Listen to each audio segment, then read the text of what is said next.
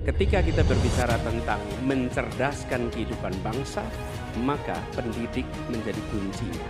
Apakah tenaga pendidikan, pendidik di tempat Anda bertanggung jawab sudah mendapatkan penghasilan yang adil?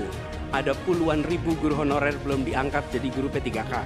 Ada 1,6 juta guru belum tersertifikasi. Jadi program yang menurut saya harus dikerjakan, kita akan rencana kerjakan adalah percepatan sertifikasi guru. Pengangkatan 700 ribu guru honorer menjadi guru P3K. Kemudian penghargaan dan tunjangan bagi dosen dan peneliti yang berbasis pada kinerja. Jadi prinsipnya ada nilainya dulu yang kita pegang, kemudian ada turunan teknisnya. Saya menilai jawaban-jawaban Pak Anies baik, bagus, relevan. Saya banyak setuju dengan jawaban tersebut. Bahwa kita harus mengaudit, mengkaji sekarang sistem kita ini baik atau tidak. Kita harus berani memperbaiki sistem yang kurang baik. Kalau pendidikan mau maju, maka fasilitas mesti diberikan. Negara harus hadir dan makin inklusif. Berapa gajimu? 300 ribu, Pak. Sungguh tidak adil pemerintah ini. Kami punya aplikasi namanya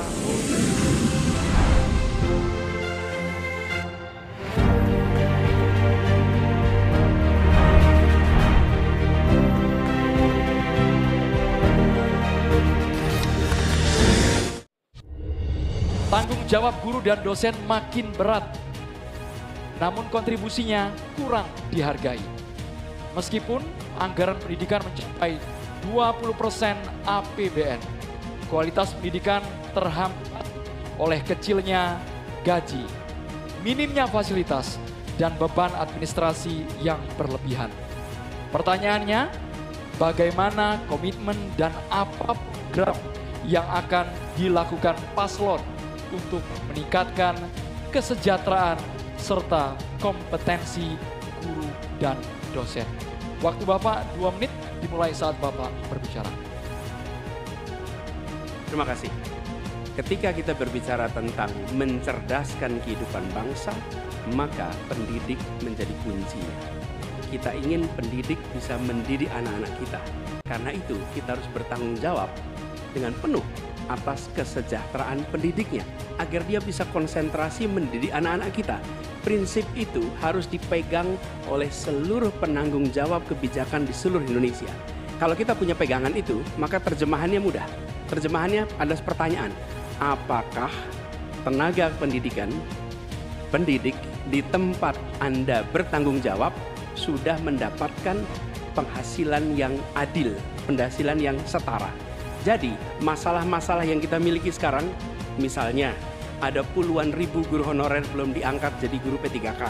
Ada 1,6 juta guru belum tersertifikasi, lalu beban administrasi. Itu semua bisa diselesaikan dengan prinsip tadi, bahwa kita harus bertanggung jawab atas kesejahteraan pendidiknya. Jadi program yang menurut saya harus dikerjakan, kita akan rencana kerjakan adalah percepatan sertifikasi guru.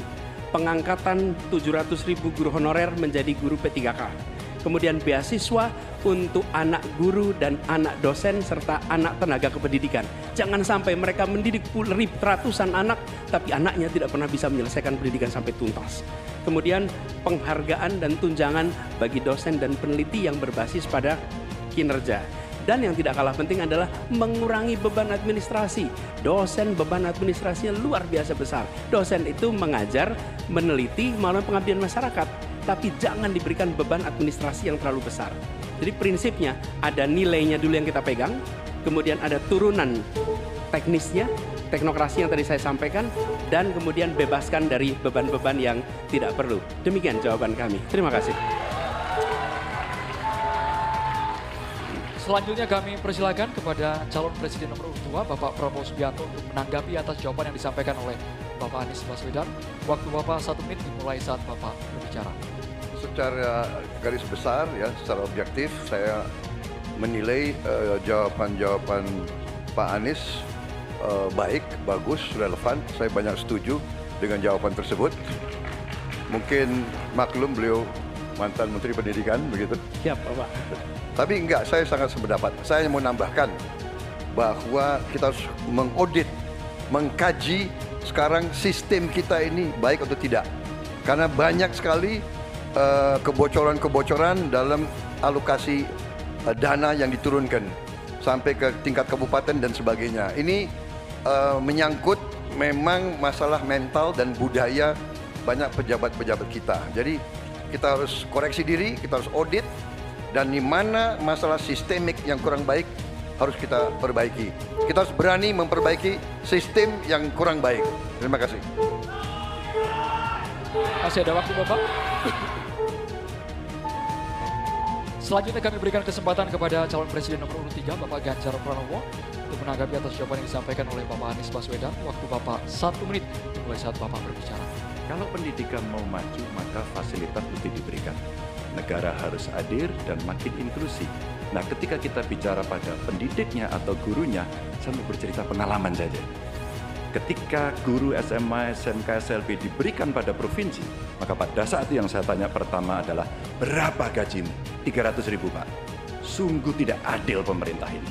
Maka pada saat itu saya sampaikan, kasih gaji sesuai UMP yang ada di Jawa Tengah, UMK yang ada di Jawa Tengah, tambah 10%. Baru kemudian kita dorong proses sertifikasi dan peningkatan kapasitas. Kami punya aplikasi namanya Bolpen. Ini bimbingan teknis online dan pendampingan untuk memberikan bantuan kepada guru memanfaatkan teknologi untuk memberikan pengajaran yang bermutu. Maka ketika praktek baik ini bisa kita lakukan, maka guru akan bisa bekerja dengan baik dan dia mesti dibebaskan dari persoalan administrasi yang menjerat.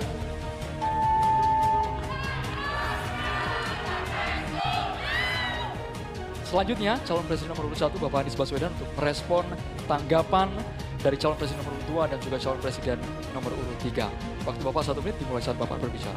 Terima kasih Pak Prabowo. Terima kasih Pak Ganjar atas kesepemahaman ya terkait persoalan ini. Dan memang kita harus melihat pengeluaran di bidang pendidikan jangan dipandang sebagai cost, sebagai biaya, tapi pandanglah sebagai investasi.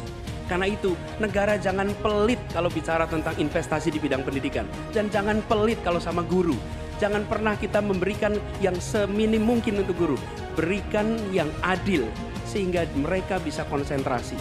Dan kami cerita sedikit yang kita kerjakan di Jakarta. PAUD, guru-guru PAUD mendapatkan hibah di Jakarta. Kemudian guru-guru agama kita berikan bantuan. Semua guru dan dosen di Jakarta bebas PBB rumahnya. Sebagai apa? Sebagai penghargaan dari negara untuk mereka.